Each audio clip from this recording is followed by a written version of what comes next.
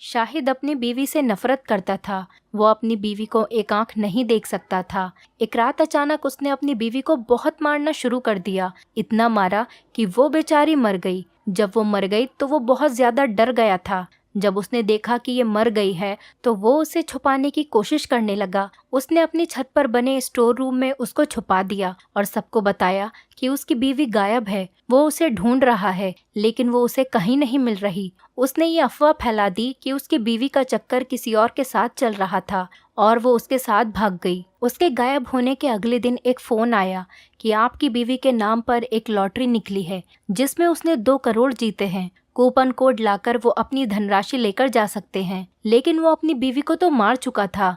अब उसे अपने किए पर बहुत ज्यादा अफसोस हो रहा था। उसने अपनी सास को फोन लगाया और उन्हें उस लॉटरी के बारे में बताया। फिर उसने कूपन कोड की बात पूछी तो उन्होंने बताया कि हाँ, उसने वो लॉटरी ली थी जिसका कोड वो अपने गले में बने ताबीज में रखती थी। जैसे ही रात में वो अपने घर की छत पर गया जहाँ उसने अपनी बीवी की लाश छुपा रखी थी, वहाँ जाकर उसने जो देखा उसे देखकर उसकी रूह कांप गई। मेरा नाम शाहिद है और मैं अपनी माँ और बहन भाई के साथ रहता हूँ। मेरी शादी मेरी माँ ने अपनी मर्जी की लड़की से करवा दी थी। उनका कहना था कि मैं उस लड़की के साथ बहुत खुशहाल रहूंगा और मैंने बचपन से ही अपनी जिंदगी में बहुत सारी परेशानियां देखी थी और मैंने अपना पूरा बचपन बहुत ही ज्यादा गरीबी में गुजारा है। हमारे बाबा बेचारे सुबह से लेकर शाम तक मजदूरी करते थे और उस पर जो भी उन्हें दिहाड़ी मिलती थी उसी से हमारा गुजारा होता था। उसी से हमारे पूरे घर का पालन पोषण होता था। माँ भी घर के हालात को देखते हुए पूरी कोशिश करती थी।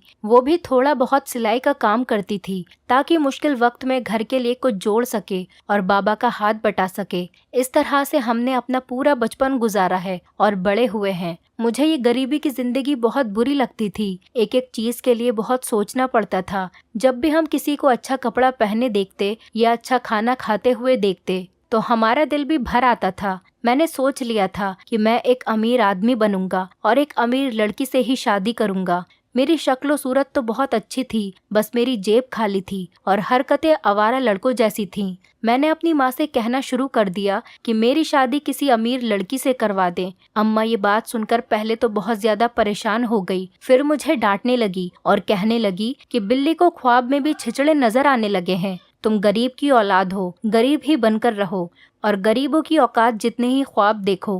पहले पढ़ो लिखो, आगे बढ़ो, किसी काबिल बनो, फिर किसी अमीर की बेटी को अपनी बीवी बनाने की सोचो। अगर ऐसे ही आवारा रहोगे तो कौन पागल होगा जो तुम्हें अपनी बेटी से ब्याह देगा। माँ कह तो बिल्कुल ठीक ही रही थी, लेकिन मैंने भी कसम खा ली थी कि अपनी बात से पीछे नहीं हटूंगा। शादी करूंगा तो एक अमीर लड़की से ही जो खूब पैसे वाली हो और उसके बाप की दौलत से अपने ख्वाब पूरे करूंगा। फिर मैंने दिन रात मेहनत करना शुरू कर दिया, क्योंकि आज के दौर की लड़कियां जेब से ज्यादा शक्ल सूरत और पहनावे पर ध्यान देती हैं।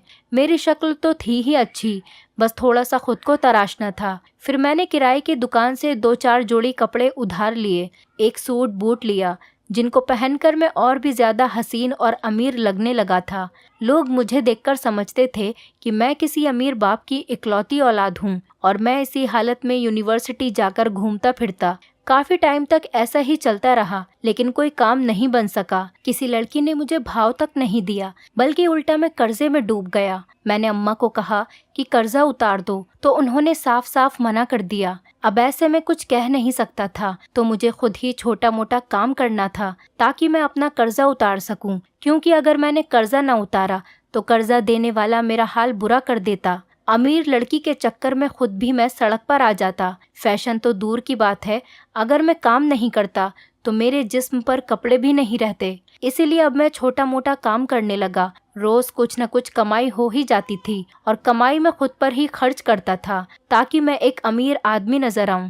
कभी न कभी तो कोई अमीर लड़की से टकरा ही जाऊंगा। मेरी जिंदगी का सबसे बड़ा ख्वाब ही अमीर बनना था और सबसे बड़ा मकसद भी किसी अमीर की बेटी से शादी करना ही था। मैं दिन रात इसी ख्वाब के लिए मेहनत करता। दूसरी तरफ मेरी माँ ने देखा कि अब मैं काम करने लगा हूँ, थोड़ा बहुत कमाने लगा हूँ। ठीक है, मैं पैसे घर में नहीं देता, लेकिन कम से कम कमाकर अपने पास ही रखता हूँ। अपने सारे शौक अपनी कमाई से ही पूरे करता हूँ। तो अम्मा ने यही समझा कि मुझ पर शायद उनकी नसीहत का असर होने लगा है और मैंने सच्चाई को अपना लिया है। इसीलिए माँ ने मेरे लिए अपनी बराबर के लोगों में रिश्ता देखना शुरू कर दिया।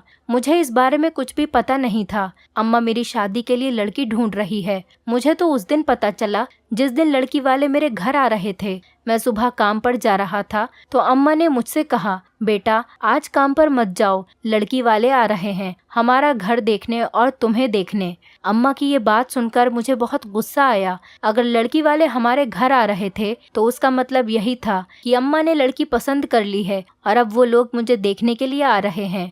फिर मैंने अपनी माँ से पूछा, तुमने लड़की कब और कहाँ देखी? मैंने हैरत से सवाल किया तो अम्मा बहुत जोर जोर से हंसने लगी और कहने लगी कि 1 महीने से मैं तुम्हारे लिए लड़की ढूंढ रही हूँ। कोई 5-7 लड़की देख चुकी हूँ। मुझे उन सब में से ये लड़की सबसे ज्यादा पसंद आई। इस लड़की के घर वाले भी काफी अच्छे हैं, लड़की पढ़ी लिखी भी है, इसलिए मैंने इन लोगों को अपने घर बुला लिया है। अम्मा ने मुझे पूरे डिटेल से समझाया। मैंने उनसे पूछा, क्या लड़की के घर वाले अमीर हैं? मुझे लगता है आपको मेरी बात याद ही होगी। आपने रिश्ता ढूंढते वक्त मेरी बात को ध्यान में रखा होगा। लेकिन अम्मा ने मुझे फिर से बहुत डांटा और समझाया और खूब बातें सुनाई। इससे पहले कि मैं अम्मा को कोई जवाब देता या मैं उन्हें कुछ समझाता, उसी वक्त लड़की वाले घर पर आ गए। मैंने बुरा सा मुंह बनाकर अपनी माँ को गुस्सा दिखाया, पर उस गुस्से का कोई असर उन पर नहीं हुआ। उन लोगों को हमारा घर बार बहुत अच्छा लगा। वो लोग वापस जाते वक्त हाँ कहकर चले गए। उन्होंने हमारा घर और मैं दोनों बहुत पसंद आए। मेरी माँ तो खुशी से नाच रही थी, लेकिन मुझे रिश्ता होने की खुशी सिर्फ तब होती जब लड़की किसी अमीर घर से होती और उससे मेरी शादी हो जाती। दरअसल मैं लालच में अंधा हो गया था। मुझे पैसे के आगे कुछ भी नजर नहीं आ रहा था। मैं सिर्फ अपने ऐशो आराम का सोच रहा था। इंसानियत और लोगों के दिल मेरे सामने बिल्कुल बेकार हो चुके थे। मुझे किसी चीज से कोई फर्क नहीं पड़ता था।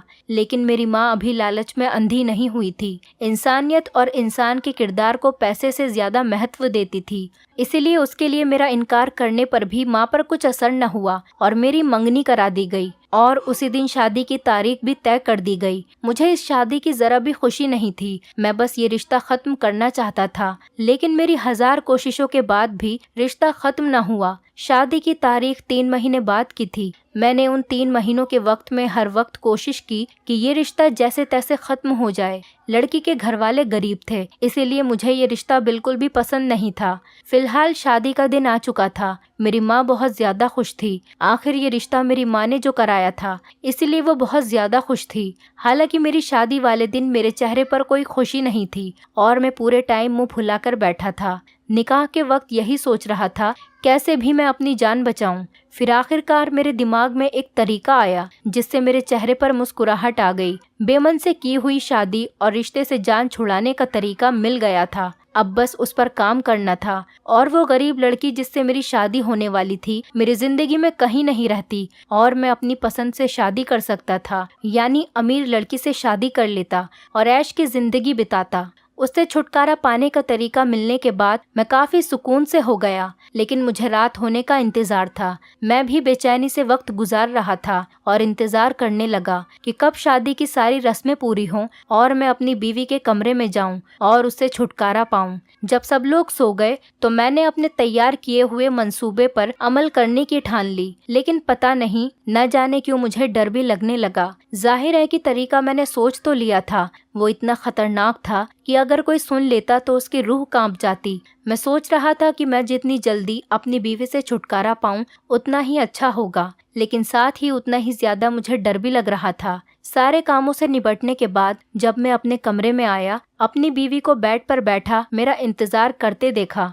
उसे देखकर एकदम मेरे दिल को सुकून सा मिला और मैं अपनी योजना के बारे में भूल गया कि कौन ऐसा जालिम पति होगा खूबसूरत लड़की के पास जाकर इस मौके को गंवाना चाहेगा, वो भी तब जब लड़की उसकी पूरे तरीके से हो और वो उस पर पूरा हक रखता हो। मैंने अपनी सारी योजनाओं पर पानी फेर दिया और साथ ही कुछ अरसे के लिए सब कुछ भूलकर अपनी बीवी की तरफ आगे बढ़ा। शादी तो अब हो ही गई थी। अब लड़की अमीर थी या गरीब उससे क्या फर्क पड़ता, मैं इसमें क्या कर सकता था। लेकिन बीवी बहुत खूबसूरत थी। उसे देखकर मैं उसकी तरफ खींचा चला गया और हम दोनों ने कुछ दिन बहुत खुशी से बिताए। मेरी बीवी भी मुझसे बहुत खुश थी। मैं भी शादी की खुशी में भूल गया था कि मैंने भी एक योजना तैयार कर रखी है अपनी बीवी से छुटकारा पाने की। पूरे 1 महीने बाद एक दिन मेरी बीवी ने अपने मायके जाने की बात कही। मैंने उसे खुशी खुशी जाने दिया। उस दिन जाते वक्त उसने मुझसे कहा, मेरे पास आपके लिए एक बहुत बड़ा सरप्राइज है, बस दुआ कीजिए।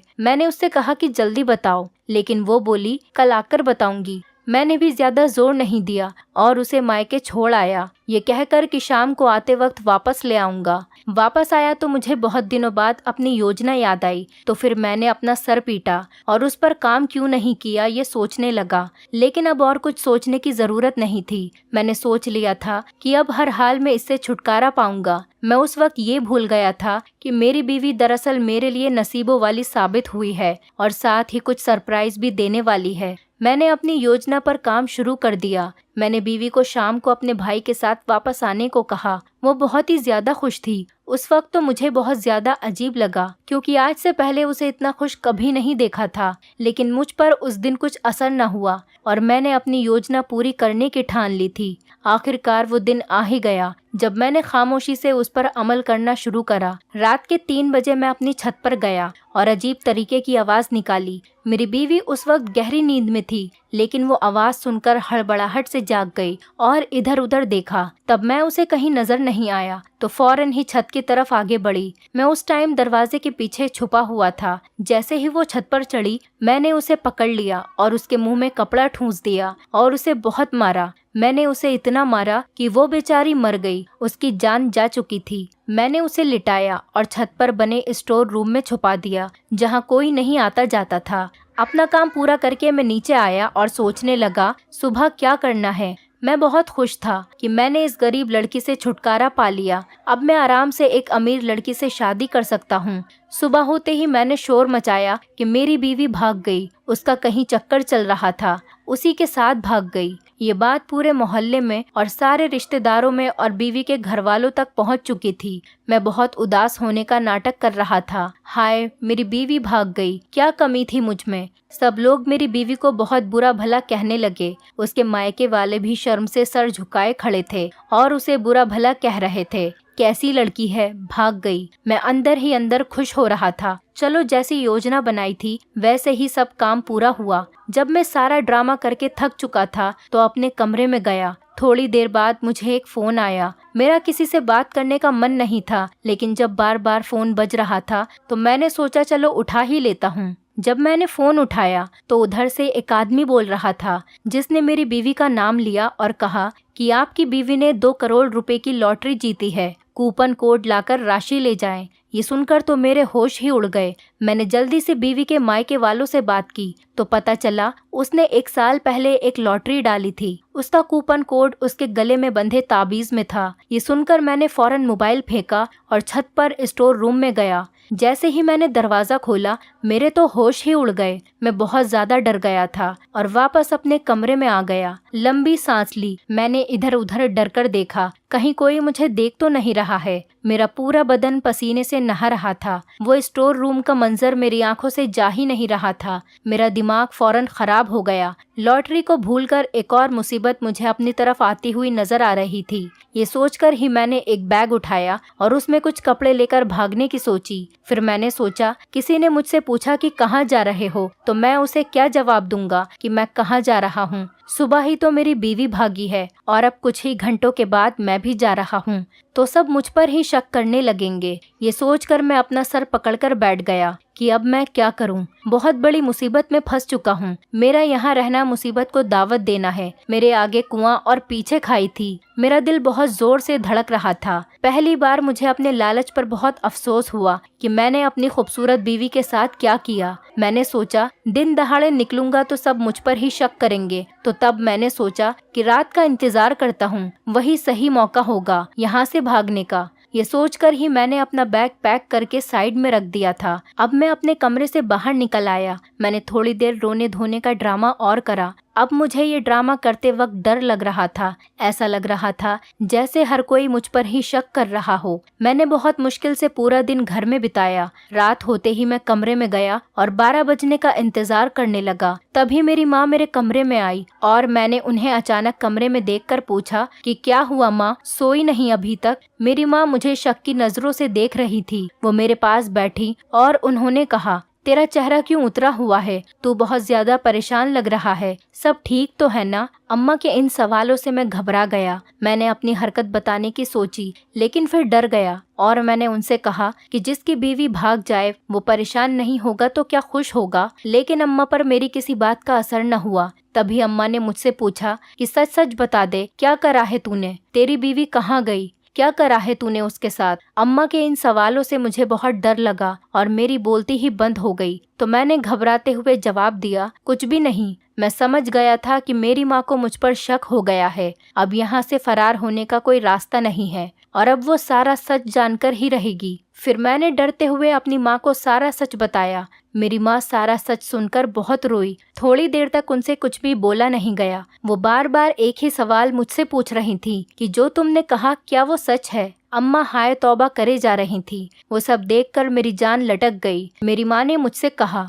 मुझे लगता है तेरी बीवी कोई जादूगरनी है या कोई बुरा साया है। अम्मा ने ये कहा तो मैंने डर के मारे इधर उधर नजरें फेर ली। फिर मैंने माँ को बताया कि मैं ये शहर छोड़कर जा रहा हूँ। माँ ने मुझे बहुत रोका कि मत जाओ, उल्टा मुसीबत तुम्हारे गले पड़ जाएगी। लेकिन मैंने उनकी एक न सुनी और बैग उठाकर घर से बाहर निकल गया। अभी मैं निकलने ही वाला था कि मेरे नंबर पर मेरे ससुराल से कॉल आई। जब मैंने फोन उठाया, जो उन्होंने मुझसे कहा उसे सुनकर मेरे पैरों तले से जमीन निकल गई। मैंने फौरन ही वहां से भागना चाहा, लेकिन तभी घर के बाहर बहुत सी आवाजें आने लगी और कोई दरवाजा खटखटाने लगा। मैंने घर वालों से कहा कि दरवाजा मत खोलो, लेकिन आने वाले दरवाजा तोड़कर अंदर आ चुके थे और साथ ही पुलिस को साथ में लाए थे। मेरे हाथ से बैग छूट गया और मैं वही सब देखकर सदमे में जमीन पर बैठ गया। दरवाजे पर मेरे ससुराल वाले और पुलिस मौजूद थी। मेरी सास ने खामोशी से मुझे देखा और जैसे ही थोड़ा आगे होकर साइड में हुई, उनके पीछे मेरी बीवी खड़ी थी,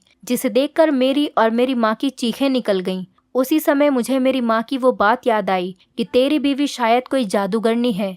ये सोचकर ही मैं कांप रहा था कि मेरी सास के पीछे जो लड़की खड़ी है वो मेरी बीवी है। और मेरे ससुर ने जो बात कॉल पर कही, उसने ये कहा कि तुम्हारी भागी हुई बीवी को हम लेकर घर आ रहे हैं। मेरी बीवी सही सलामत उनके साथ खड़ी थी। मुझे बहुत अच्छे से याद है कि मैंने उसे बहुत मारा था, जिससे उसकी सांस रुक गई थी और वो वहीं मर गई थी। ये सब सोचकर ही मेरा दिमाग घूमने लगा। आखिर ये सब हुआ क्या? मेरे ससुराल वाले कैसे आ गए? उन्होंने कहा, बेटा तुम्हारी भागी हुई बीवी को हम वापस लेकर आए हैं और उन्होंने कहा कि बेटा हमें माफ कर देना कि हमारी बेटी ने ऐसी हरकत करी, लेकिन अगर अब ये ऐसा कुछ करे तो इसे जिंदा जमीन में गाड़ देना। मेरे ससुर ने मेरी बीवी का हाथ मेरे हाथ में देते हुए शर्मिंदा होकर कहा। और मैं ये सोच रहा था कि वो लोग मुझे कत्ल के केस में गिरफ्तार करवाने आए हैं, लेकिन ऐसा कुछ भी नहीं था। वो लोग मेरी बीवी को मेरे पास छोड़कर पुलिस को लेकर वापस चले गए। लेकिन मेरी बीवी के सवाल अभी भी बाकी हैं।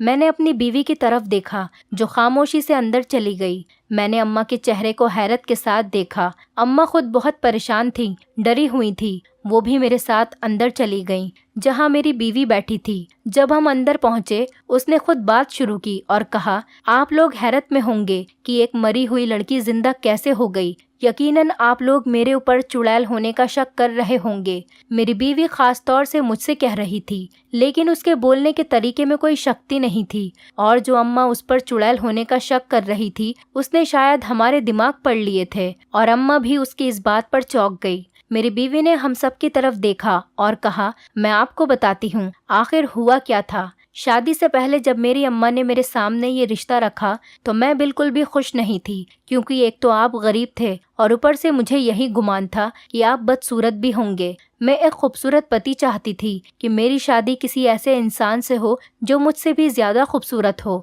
मैंने बहुत मना किया अपने घर वालों से, लेकिन कोई नहीं माना। लेकिन जब मैंने आपको देखा तो मैं बहुत ज्यादा खुश हो गई कि मुझे मुझसे भी ज्यादा खूबसूरत पति मिला है। और जब मैंने अपने आप को आपके साथ देखा तो हम दोनों साथ में बहुत ज्यादा अच्छे लग रहे थे। उसके बाद जैसे जैसे हमने साथ में समय बिताया तो मुझे अंदाज़ा हो गया कि आप गरीबी की ज़िंदगी से बहुत परेशान हैं। मेरा बहुत दिल करता था कि मैं आपके लिए कुछ करूं। उन्हीं दिनों मेरी एक बहन ने मुझे एक लॉटरी के बारे में बताया। मैंने अपनी सलामी के पैसों से लॉटरी डाली और सोचा इनाम निकलेगा तो मैं आपको एक अच्छा सा तोहफा दूंगी। मैंने अपने मायके वालों को समझा दिया था, अगर कभी आपके सामने ये बात आए तो कह देना कि लॉटरी मैंने शादी से पहले डाली थी, क्योंकि मैं ये नहीं चाहती थी कि आप ये समझें कि मैंने आपकी गरीबी देखकर लॉटरी डाली है। मुझे लगा कि शायद आपको बुरा लग जाएगा। घर से जब उस दिन मैं मायके जा रही थी तो बहन ने मुझे बताया कि तुम्हारी लॉटरी निकल आई है। मैं बहुत ज़्यादा खुश थी। मैं मायके गई तो सोचा कि खुद ही लॉटरी का कूपन कोड डाल के पैसे निकाल लूंगी, लेकिन फिर ख्याल आया जब आपको कॉल आएगी तो आप इतना ज़्यादा खुश होंगे, इसीलिए मैंने आपका नंबर वहाँ दिया और आपको फ़ोन करवाया, आपको कॉल करके खुशखबरी दी। मैंने उस दिन आपसे कहा था ना कि वापस आकर सरप्राइज़ दूंगी। मेरे पास तो लॉटरी वाली खुशखबरी थी और दूसरी ये कि मैं माँ बनने वाली थी,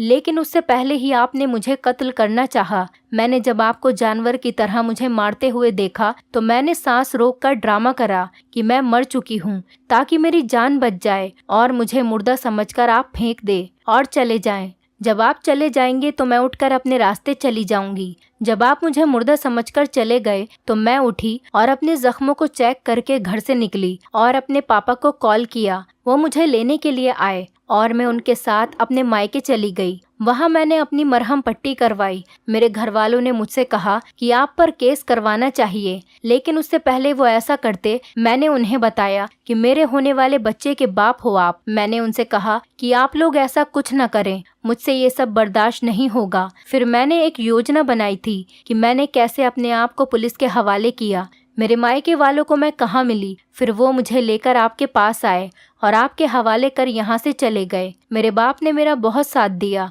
मेरी बीवी ने जब सारी कहानी बताकर ख़त्म की, मेरे घर वालों को बहुत हैरत हो रही थी। इतना कुछ हो जाने के बाद भी ये औरत वापस कैसे आ सकती है मुझ जैसे जानवर के पास। फिर मुझे समझ आई कि मैं अपना भरोसा खो चुका हूँ। वो बस हमारे होने वाले बच्चे की वजह से वापस आई थी और ये अजूबा ही था कि मैंने उसे इस कदर मारा, उसके बाद भी बच्चा सही सलामत था। ये सब सोचकर ही मैं अपनी बीवी के पैरों में गिर गया और उससे सच्चे दिल से माफ़ी मांगी और खुदा से भी। इसके बाद मैंने अपनी बीवी को कहा मुझे लॉटरी में निकलने वाली रकम भी नहीं चाहिए और उसे गरीब लोगों में बांट देंगे और मैं मेहनत करके हलाल रोटी कमा लूँगा। और उसके बाद मेरी बीवी ने वो इनाम गरीबों में बांट दिया और मैंने अपने लालच से तौबा कर ली और बहुत मेहनत करना शुरू कर दिया। मेरी बीवी बहुत अरसे तक मुझसे दूर रही, लेकिन जब खुदा ने हमें एक प्यारी सी बेटी दी तो मेरी बीवी का दिल भी नरम पड़ गया और मैं अपनी बीवी का बहुत शुक्रगुजार था। उसके बाद से मेरी उससे मोहब्बत और भी ज़्यादा बढ़ गई